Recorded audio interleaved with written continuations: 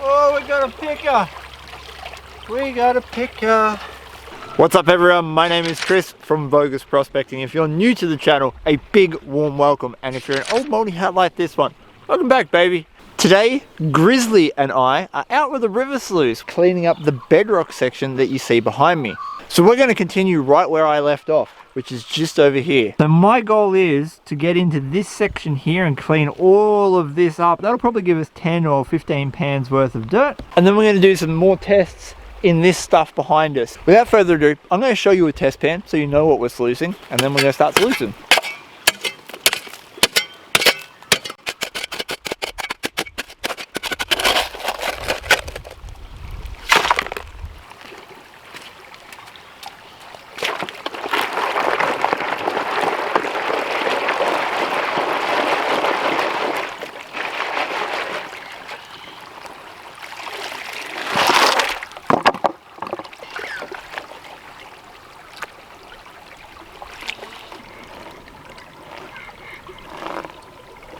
That's the results we got right there for one shovel's worth. Now that shovel was taken a little bit higher than where the bedrock was sitting, so usually when I hit the bedrock it gets better than that, and from one shovel that's really good, so it adds up quite quickly. Now I could bring a high banker out here and do it, but that's a lot of work and I just want to relax, so we're not going to do that. We're going to run this river sluice.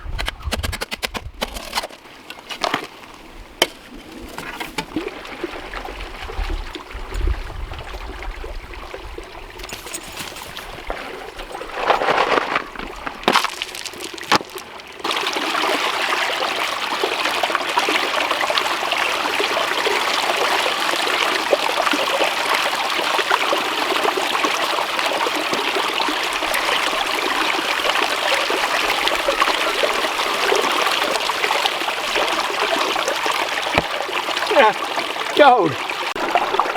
It's a bit hard to see with the flowing water current, but there are pieces of gold in the mat already, and the great thing about having a piece of V ripple matting at the very front of your sluice means that you can kind of see what kind of gold goes down.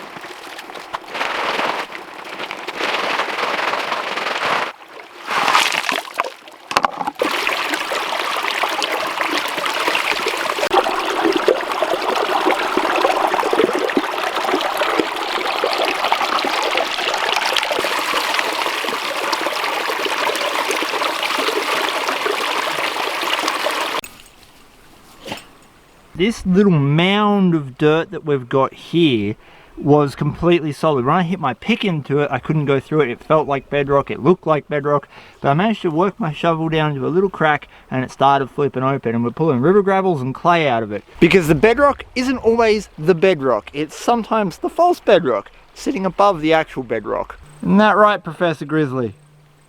The other thing that's got me rather interested is this just here. That is burnt rock and ash. Let's see if I can show you a bit. There we go. So you can see that rock has been absolutely charred, and my thought is that the last time this place burnt was 2003, so some time ago, 17 years ago. And I've talked about bushfire layers before. Usually when you get a bushfire, you'll get a huge erosion event afterwards. And these bushfire layers in the past have been extremely productive for me. I've got one more pan to do before I'm at 10 pans, so we'll get that one done. And then we're going to take a little bit of a sneak peek at what I call an odd enhancer.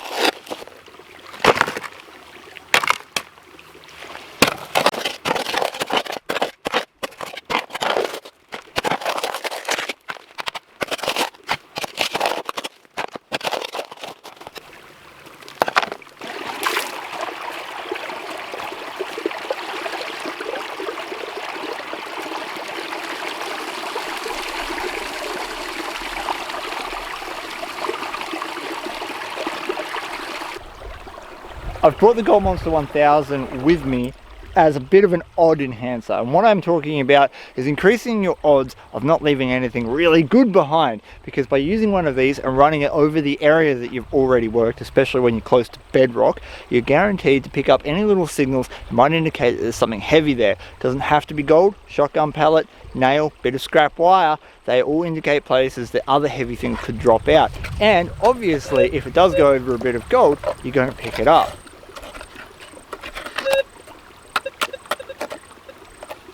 Now I've got one little chirp just up the top here, and it's way too sharp to be anything other than a target. Now the thing is, it's not giving me an indicator on the machine whether it's iron or whether it's gold. That doesn't matter. What we're going to do is just scrape this dirt off and pan it. And there's a good chance that there will be maybe a hot rock or a bit of scrap or maybe a tiny little bit of gold reacting to the halo effect, which is a bit of gold surrounded by minerals, so it gives off a louder signal than it should. So it could be a tiny dot. This clump of dirt is a good representation of what you should be doing with a metal detector in this situation. Walk along, find targets, just pan them. Don't try and find the individual target, it takes too long.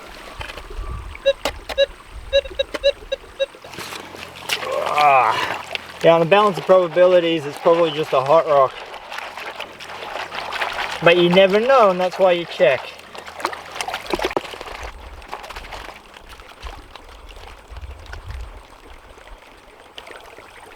Yeah, one tiny little speck. Somehow I don't think that was our signal. I reckon it was a hot rock.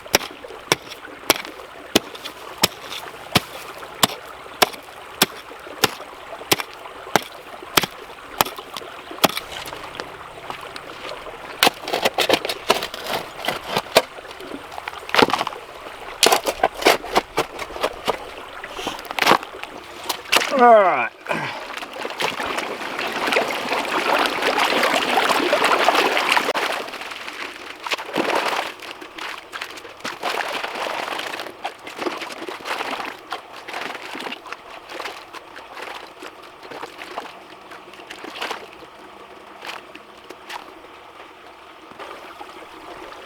Okay, now that's a little better.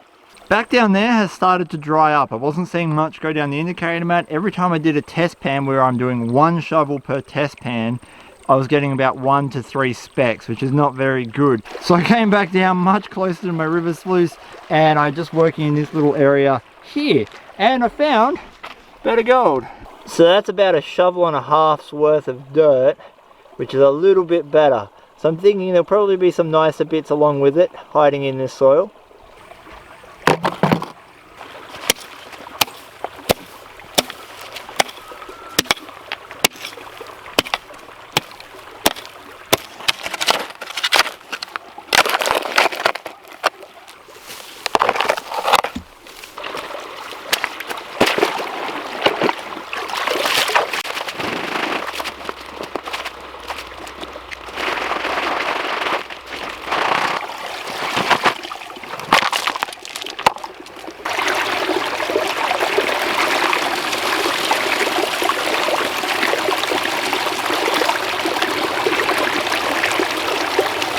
I think Grizzly's got the right idea over here.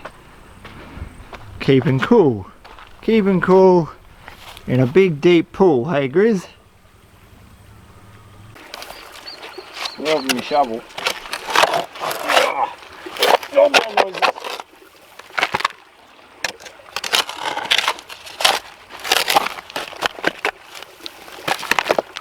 Holy crap, it is hot. And before anyone says it's not a hoodie, it's a really thin cotton t-shirt with a hood. But you need the hood to stop your ears and your neck and everything else burning. You put sunscreen on. You could put sunscreen on, but it won't work. It won't work, you'll still burn.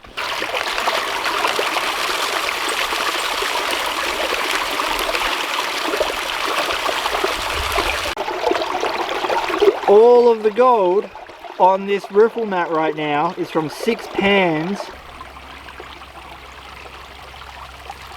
Oh, we got a picker. We got a picker. Oh, nah. Say something like that. Yeah, but with a rock. Yeah. The beautiful thing about Midas moss is that you don't get to see anything until you actually pull it out of the water, and look at that piece of gold. And that one. I dare say there's a few more in there that I can't see. Oh, we got a picker. We got a freaking picker. Look at that thing. Can you help me do this? You're not going to help me do this, okay.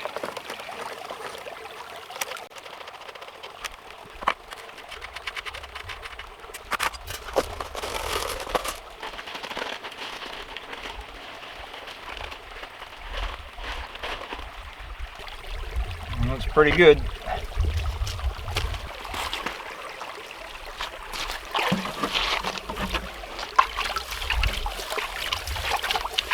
I learned the hard way to always put your sluice back together before you do anything else so you don't lose the bolts.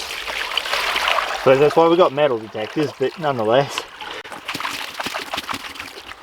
Now I'm only going to strip this to give you a rough idea on the creek before taking it home and cleaning it up properly. I know that there's so much fine gold in this creek that to clean it up completely here, you'll definitely lose gold. Whereas at home, you can always keep going back through your tailings. Alright, there we go. I don't want to take it down any further than that. Otherwise, I'll start losing gold. Well, ladies and gentlemen, you start with a little fine tail of gold, a shoot gun pellet, so I've already succeeded. I love those things because it tells you you're right on the money. Then it starts getting thicker and chunkier all the way around, and there's heaps more down in this dirt here. But the piece de resistances are these two things. We've got one little specimen. He's not big, but he's a specimen, and another little specimen, and he's on iron, just like the one I picked up the other day. Look at that. That's a beautiful piece of gold.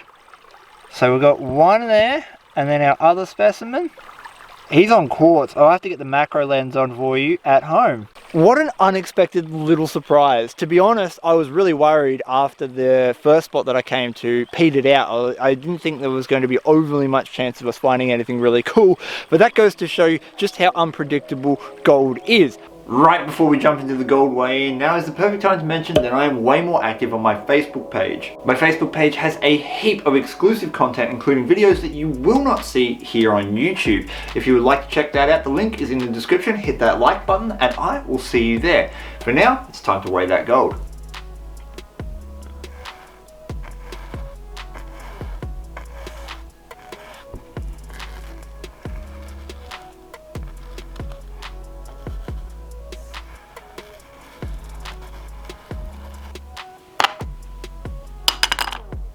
This is the gold we pulled out after just 30 pans. Now I have got some nice little pickers and specimens. These two here are the specimens on ironstone and quartz, and these two are two nice solid clunkers.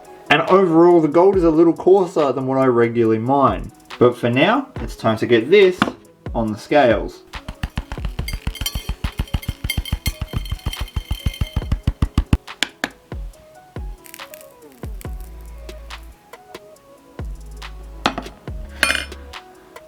.35.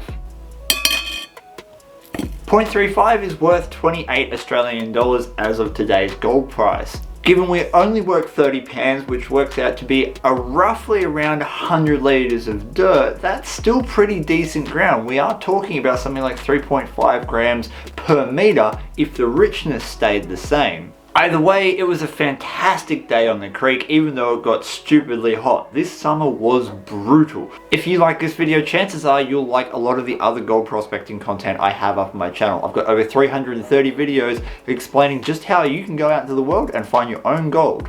Subscribing, sharing and liking this video is a way to help this channel grow bigger and better so I can continue to make more gold prospecting content for everyone else out there with a bit of gold fever. And until next time, please give your dog a scratch behind the ear for me. Peace!